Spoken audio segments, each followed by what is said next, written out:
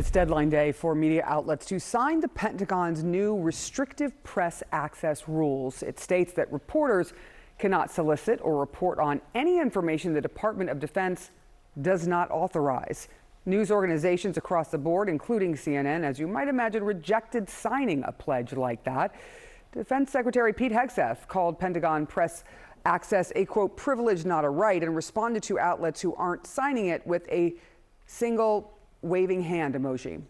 Joining me now, CNN chief media analyst Brian Stelter.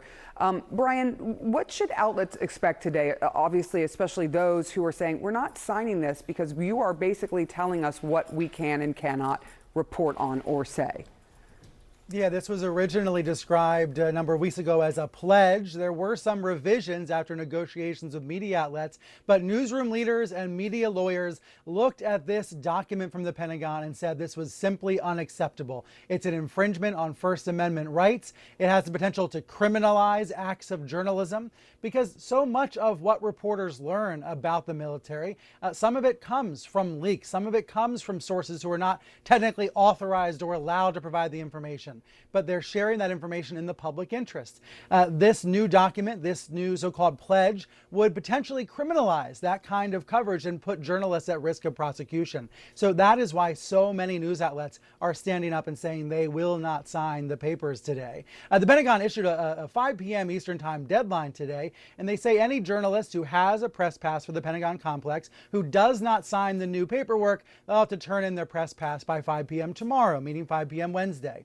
This means that essentially all of the beat reporters who currently have the ability to enter the Pentagon complex, to go up and speak with spokespeople in person, to attend press conferences if they're ever held, that those people will lose their access. They'll have to turn in their press passes. But it is remarkable, Sarah, the show of solidarity that we are seeing. Dozens of media outlets at this point all agreeing they're not going to sign this paperwork. They're not going to go along with these restrictions. They are going to choose to hand in those press passes instead. I'm curious about, when you look at this board here that shows you all of the different organizations, one that stands out there is Newsmax, which has been very pro-Trump. What are the right-leaning publications doing in all of this? It's one of the most important details here. Newsmax has said it is not going to sign this pledge. It wants some sort of resolution, but it's not going to sign the pledge as it stands now. And I'm told Fox News is taking the same stand, and Fox, along with the major broadcast networks, is going to come out later today and say it's not willing to sign along and play along with these rules either. CNN, of course, this network already said last week that it wasn't going to go along with these rules. Let me show you first CNN statement saying CNN's mission to report on fully and fairly about the U.S. military and the Trump administration will continue regardless of physical access to the Pentagon. We will not be deflected from our duty to hold all three fairly and fully to account, and will continue to report on the actions and decision-making processes of the U.S. government without fear or favor.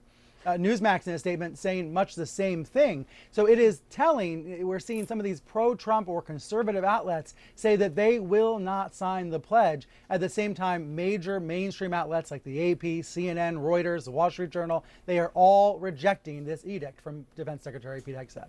What legal action are you thinking that these organizations, as they're looking at all of this, might take? Well, that's the next possibility. Yeah, that's the next possibility because this deadline is today. The press passes have to be handed back on Wednesday. We may see legal action by news outlets down the road. But one thing is clear. News outlets like CNN are going to keep covering the Pentagon even if we're not allowed inside the building. Yeah, and covering it because also the press is doing this to inform the public. The public pays the taxes for the Pentagon to exist. Lots of complication there. Thank you so much, Brian Stelter, for being here with us early this morning. Today marks the deadline to sign onto the Pentagon's new restrictive press access rules. If the pledge is not signed, reporters must surrender their press passes by tomorrow. So news organizations have broadly rejected signing this new pledge, I want to say, including CNN and notably MAGA network Newsmax. They say the new rules say reporters cannot solicit or report on any information that the Defense Department does not authorize. And Defense Secretary Pete Hegseth called Pentagon press access, quote, a privilege, not a right. And to all the outlets who aren't signing on, Hegseth's response was simple, a waving goodbye emoji. The group chat is back. I want to talk to our reporter first. We know this happened with the White House Press Association in terms of the White House sort of saying, listen, we want to weigh in on X and Y. These are our decisions. In those cases, the Press Association sort of had less they could do to fight back.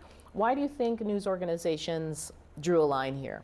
I think with this situation with the Pentagon, there's real concerns about the language in this agreement that the Pentagon is trying to have reporters sign that basically calls for them for reporters to acknowledge that if they ask for any information that was not pre-approved for release, that they may be committing a crime, that it's soliciting a crime to reveal even unclassified information. Right, so even if you find out secret things, you got to come to us. If you just, I don't know, get accidentally sent a text and added to a group chat, you can't report that either. How do you know if the question you're asking has been pre-approved for release? That's Right. not a thing that is communicated to reporters. Why do you think it's significant that the news organization said no? Well, I also think Fox is saying no, too. So Yeah, there's not that's going why to I'm be very bringing it many up. people there. But I think this goes back to the lawyers. You're right. I mean, the criminal charge, if you leak this or if you report on this information is I think, the sticking point. I mean, you would know better than me. But it is unprecedented. Yeah. know Also, a lot every about lawyers. major, I feel like, news story of the last 100 years came from defense reporters reporting on wars, covert operations. Like, this is kind of the heart of what we do. Let's build off of that point, which is there's more money spent in that building around our defense than all of our government combined, I believe. Don't hold me to that number, but a ton of stuff. So the press is there literally, whether it's the right or the left or the middle, I don't care, but this is where most of our money is. This is the defense of our country. This is where reporting may be the most important because there's just so many resources. That means you have folks talking about, I remember the golden toilet seats over at the Pentagon, or some spy thing, or some bomb thing, like all the things that are titillating to newspapers,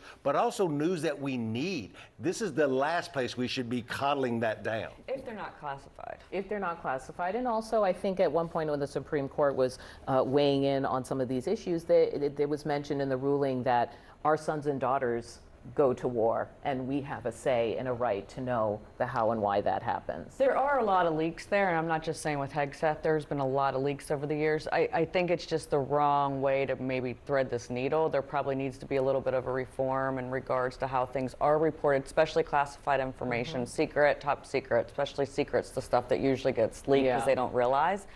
But I do think that it's, a little bit step too Well, here's far. a news story that didn't need leaking because it's about viral video.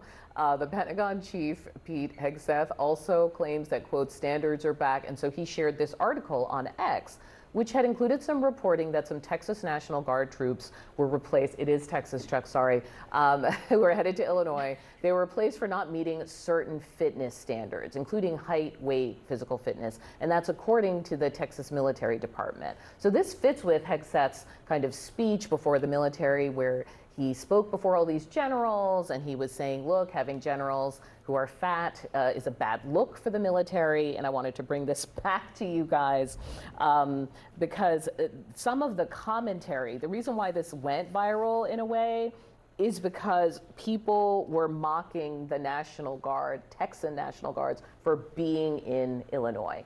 And so it actually didn't start out as a general complaint by Hegseth. I want to show you one of them where it says Hegseth is going to lose his mind. Texas National Guard arrives in Chicago for food, I assume, with a picture of these National Guardsmen.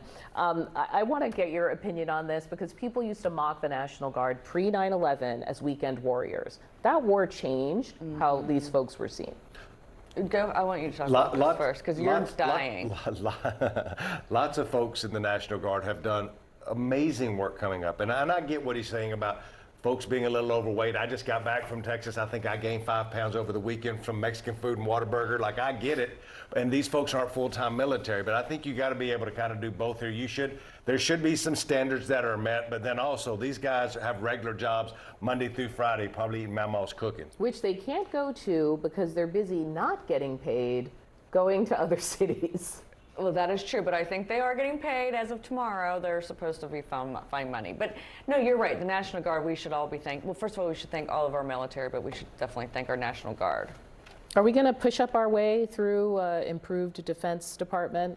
Like, what's with the shaming, frankly, of most of the people who serve our country? Right. I mean, nobody wants to be called out like that on the internet for your body. That's horrible. We'll set that aside. And then confirmed by your boss. And then fired or removed from duty for it. But setting that aside, there have been long-time discussions within the Pentagon about military readiness standards. There was some relaxing, I think, of the Navy standards around 2016. Yes, when retention was bad. But Right. now they're recruiting like crazy. They actually have plenty of numbers. And this is also something that, Trump has made a priority, President Trump, that he wants people to look the part. The projection of strength and power is a key part of how he sees, he wants his White House, his administration, his military to look. He always will talk about how somebody looks like they're from central casting. You need to look like you're there to do the job. So those images, I mean, you could see that it wasn't just the Secretary of Defense, that the President as well probably was not a fan of seeing troops look like that.